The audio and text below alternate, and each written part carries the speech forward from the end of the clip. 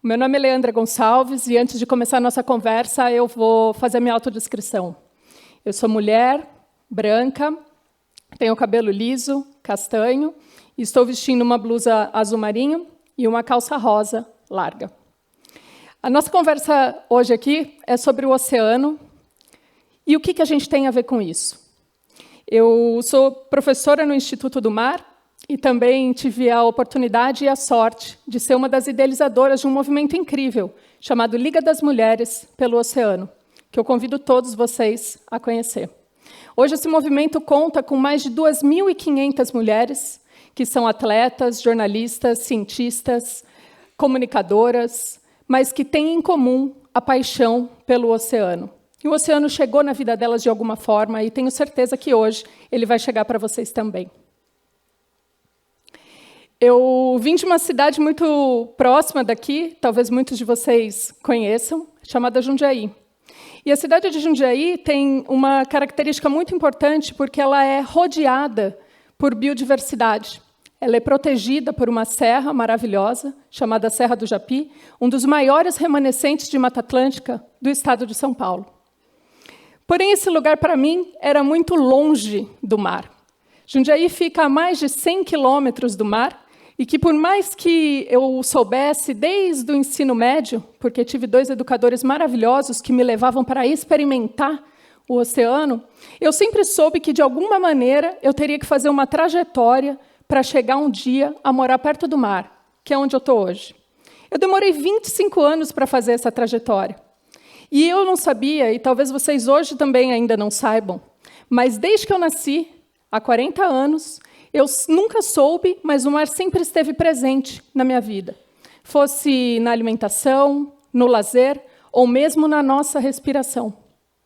Então, mesmo Jundiaí sendo muito longe do mar e eu tendo oportunidades de experimentar esse oceano apenas nos momentos de lazer ou da alimentação, uma trajetória me levou dessa garotinha que curtia o final de semana na praia a pesquisar o oceano, a ser uma cientista do mar, que busca entender qual é a complexidade desse território, ou como algumas comunidades locais costeiras costumam chamar, esse maretório, que é de uma complexidade tão gigante, porque não inclui só biodiversidade, mamíferos, animais, corais, plânctons, inclui também as pessoas, as atividades, a economia e a sociedade.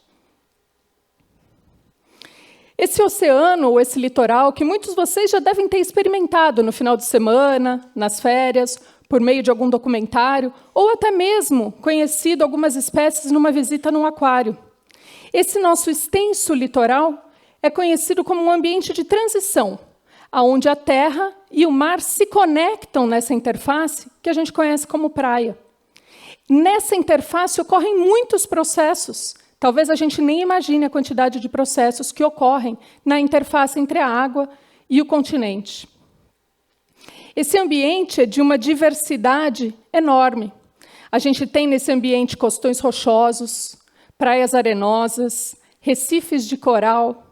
A gente tem nesse ambiente ilhas, ambientes insulares que muitas vezes a gente não consegue nem chegar por serem tão distantes da costa. É essa diversidade maravilhosa de ambientes, de ecossistema, que faz com que muitas vezes o mar nos passe uma sensação de infinito, de intocável, de muito distante. Mas, na verdade, o mar está mais perto da gente do que a gente pode imaginar. Ele está tão perto que ele está dentro de nós a cada respirada que nós damos. Essa diversidade de ambientes, essa atração que as pessoas sentem pelo oceano, faz com que muitas atividades ocorram nesse ambiente, nesse litoral. Atividades como exploração de petróleo e gás, atividades como a navegação, que leva produtos de um país para o outro. Eu moro na cidade de Santos, onde fica localizado um dos maiores portos da América Latina. Muito importante para a ida e vinda de produtos, de pessoas, de fluxos de mercadoria. Atividades de mergulho recreacional ou mergulho profissional, atividades de turismo de lazer, atividades culturais e religiosas, como as riquíssimas manifestações que a gente vê no 2 de fevereiro, para Iemanjá. A gente vê atividades de pesca industrial e também artesanal. É uma riqueza de atividades que fazem com que o nosso litoral tenha uma complexidade muito grande para ser governado.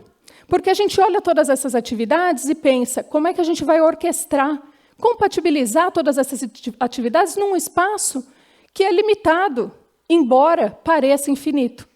Como é que a gente vai permitir todos esses usos dos recursos naturais que, por mais que pareçam inesgotáveis, são limitados, e muitos deles não renováveis? Pois é, essa diversidade de ambiente, essa diversidade de atividades, interesses e pessoas, gera também uma diversidade enorme de problemas e impactos que atingem o nosso litoral. Impactos dos mais variados, a gente tem uma lista deles. O impacto do lixo no mar, cada vez mais presente no nosso litoral. O impacto da poluição, porque cerca de 30% apenas de todo o nosso litoral tem saneamento básico adequado.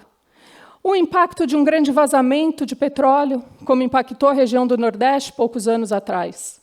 O impacto da sobrepesca, que leva à perda de biodiversidade. Então, toda essa diversidade de atividades gera também uma diversidade muito grande de impactos. E que, se não manejados, regulados, organizados, geram impactos que são cumulativos em diferentes áreas do nosso planeta. Então, quando a gente olha um mapa como esse, a gente vê que essas áreas azuis que a gente nota no Polo Sul e no Polo Norte, que são áreas um pouquinho mais remotas, mas que a gente não pode mais dizer que não tem presença humana. As atividades humanas já chegaram num nível que não há um lugar no planeta que não tenha um vestígio, um rastro da presença humana. Então, a região do globo, onde a gente vê o Polo Sul e o Polo Norte, são regiões um pouquinho menos impactadas, mas as regiões onde a gente tem um maior número de atividades, uma maior intensidade de atividades, concentram uma grande quantidade de impactos. E a gente tem alguns desses pontos aqui no litoral brasileiro. O excesso dessas atividades pode, inclusive, produzir um fenômeno que a gente estuda bastante nas ciências do mar, que são as zonas mortas, ou seja, aquela área está tão poluída, tão contaminada, que não é mais capaz de produzir o oxigênio que faça manter um ser vivo naquele ambiente. E a gente tem um ponto desse aqui no Brasil, que é localizado na Baía da Guanabara, que já foi um dos cartões postais do Rio de Janeiro, uma das entradas para o nosso país. Como que a gente faz para a gente conseguir pensar esse oceano de forma que a gente gere menos impacto, ou que a gente possa conviver com esse litoral de uma forma mais harmoniosa? Afinal, a gente depende do oceano e ele depende de nós. A zona costeira brasileira é uma das maiores zonas costeiras do mundo. E é nessa zona, formada por 17 estados costeiros, mais de 400 municípios, cerca de 25% da população brasileira, é que a gente precisa olhar com um pouquinho mais de atenção e pensar, o que eu tenho a ver com isso? Ou como é que a gente olha para a nossa zona costeira brasileira, que são quase 10 mil quilômetros de costa, como é que a gente olha para a nossa zona marinha, cerca de 5,5 milhões de quilômetros quadrados, e juntos, não só dependendo de um governo ou das políticas públicas, mas junto, como atores, como pessoas que nos importamos com o oceano, vamos pensar formas de organizar esse território. Porque não é uma tarefa simples. Para todo além desses impactos que a gente falou hoje aqui, lixo no mar, ausência de saneamento, vazamento de petróleo, poluição, a gente vive num mundo impactado pelas mudanças do clima. Sim, elas existem, é de verdade. E essas mudanças do clima, elas estão exacerbando vulnerabilidades que já existem na nossa zona costeira. Está ficando mais difícil lidar com o desafio de organizar e proteger o nosso litoral. Porque as mudanças do clima trazem impactos como elevação do nível do mar, acidificação do oceano, aquecimento da temperatura da água do mar, e que muitas vezes trazem impactos que ainda são invisíveis, que são não mensurados e que talvez até a ciência desconheça. Talvez ainda tenha incerteza sobre o tamanho do impacto e da magnitude que as mudanças do clima podem trazer para o nosso litoral e para as pessoas que dependem do nosso litoral. Mas quando a gente pensa nas mudanças do clima e oceano, essa relação ainda difícil de entender, a gente tem que pensar que, ao mesmo tempo que o oceano é uma grande vítima das mudanças do clima, ele também é um grande aliado. Embora muita gente ainda desconheça, o oceano é um importante pulmão do planeta. Ele é capaz de absorver cerca de 30% de todo o gás carbônico produzido por atividades humanas. Mas, mais que isso, ele é capaz de produzir cerca de 50% do oxigênio que nós respiramos. Ou seja, a cada 2 respiradas que damos, uma vem do oceano. Então, hoje, a gente que está aqui em Campinas, ou os nossos governantes que estão lá em Brasília, ou alguém que mora no Centro-Oeste, pode achar que não tem nada a ver com o oceano. Mas a cada 2 respiradas, uma vem do mar, porque o oceano é um importante regulador climático do planeta. Ele trabalha para essa ciclagem do nutriente. Então, hoje, para que vocês nunca se esqueçam que, por mais distante que a gente esteja do mar, a gente depende, eu convido vocês a, nesse momento, pararem e darem 2 respiradas.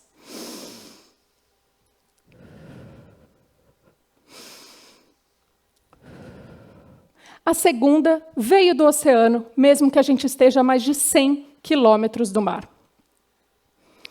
Agora, como é que a gente faz para a gente cuidar desse oceano? Porque ele é muito importante. Sem oceano, não tem vida.